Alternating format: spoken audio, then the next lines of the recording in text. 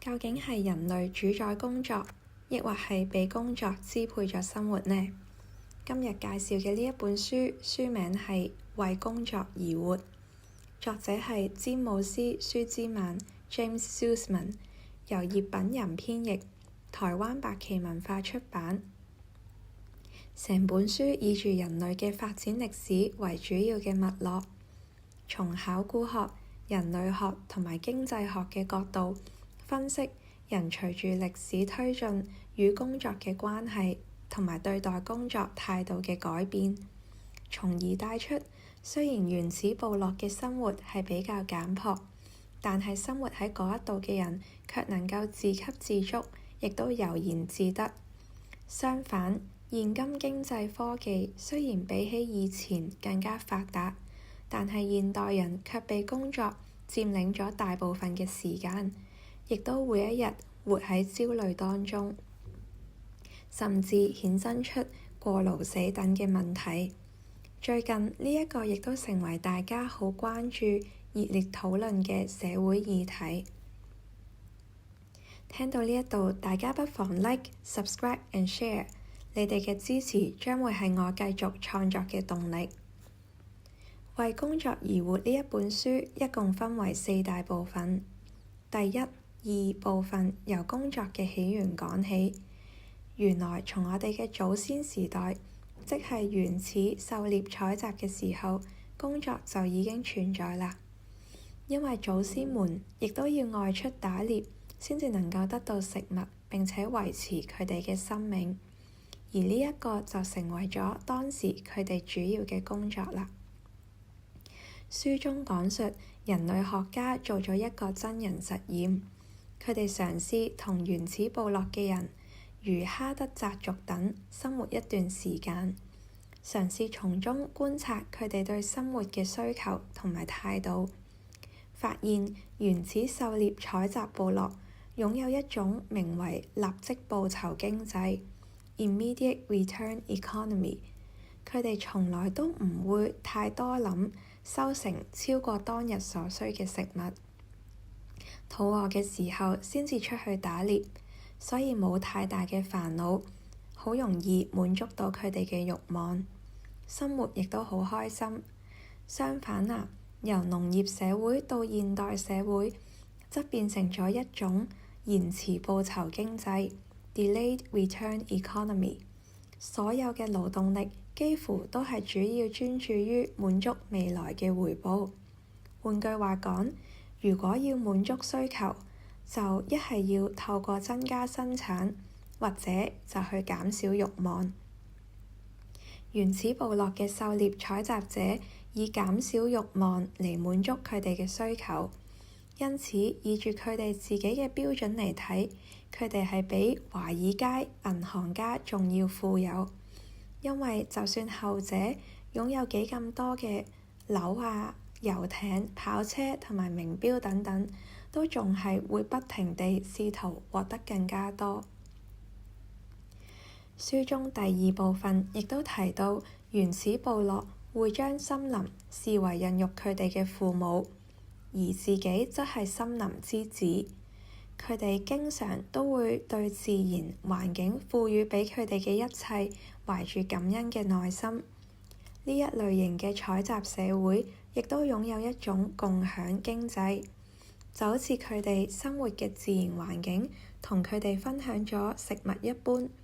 佢哋亦都好樂意同族群之間彼此分享食物同埋物品。第3部分講到人從狩獵嘅原始部落生活逐漸轉移去到農業嘅社會，但係由於耕種總係會遇上土壤貧瘠、氣候等等各種嘅問題，所以即使農耕比起採集生活者係更加具有生產力，但佢哋同時亦都會有更加多對資源稀缺嘅焦慮。農夫們亦都相信多勞多得嘅理論，相信勤奮係能夠創造價值嘅信息被灌輸強加到幾乎世界各地嘅小朋友腦袋裡面，目的就係希望能夠培養佢哋擁有良好嘅工作倫理，進而增加收成同埋賺取更加多嘅利潤。但係縱觀現今世界最大嘅幾個經濟體裏面，工作時間同埋金錢回饋之間幾乎係冇明顯嘅對應關係。接住落嚟，書中最後第4部分進一步講到由農業社會轉移到工業同埋城市文明嘅生活。雖然整體經濟上係變得更加富裕，但係人卻總係互相比較，總係擔心自己比起旁邊嘅人得到嘅更加少，於是形成咗著名經濟學家凱恩斯所講嘅相對需求。呢一種相對嘅稀缺性係多數人而家加班工作，喺社會當中向上流動，以及同鄰居不斷比較嘅動力，形成咗無限抱負嘅餅。所以即使工業化國家嘅勞動生產力自世界大戰二戰結束以嚟提升咗大約4至到5倍，但係世界各地嘅每星期平均工時仍然係持續趨向平均大概40個鐘頭，然後就喐都唔喐咁樣卡死咗喺呢一個數字。由於長時間工作，亦都帶嚟隨之而嚟嘅健康問題。2013年嘅時候，就有一個日本嘅女記者佐戶喺報導東京都選舉嘅工作期間死亡。佢嘅遺體被人發現嘅時候，手裏都仲係握住手機。醫生好快確定佢係死於心臟衰竭。經過日本厚生勞動省嘅調查之後，官方將佢嘅死因改為過勞死。後嚟發現佐戶喺過身之前嘅1個月，正式記錄嘅加班時數竟然高達159個鐘頭。過勞死被定義為由於疲勞、睡眠不足、營養不良同埋缺乏運動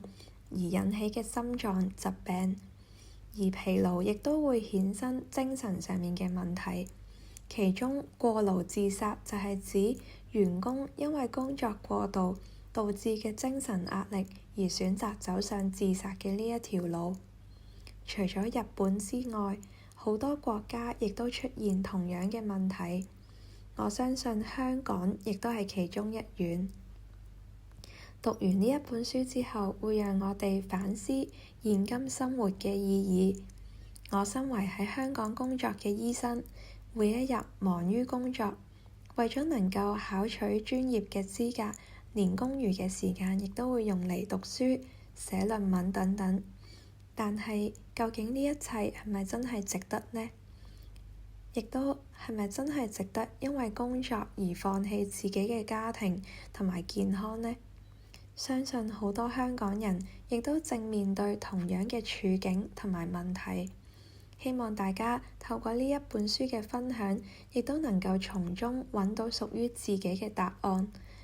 我哋下次再見啦〜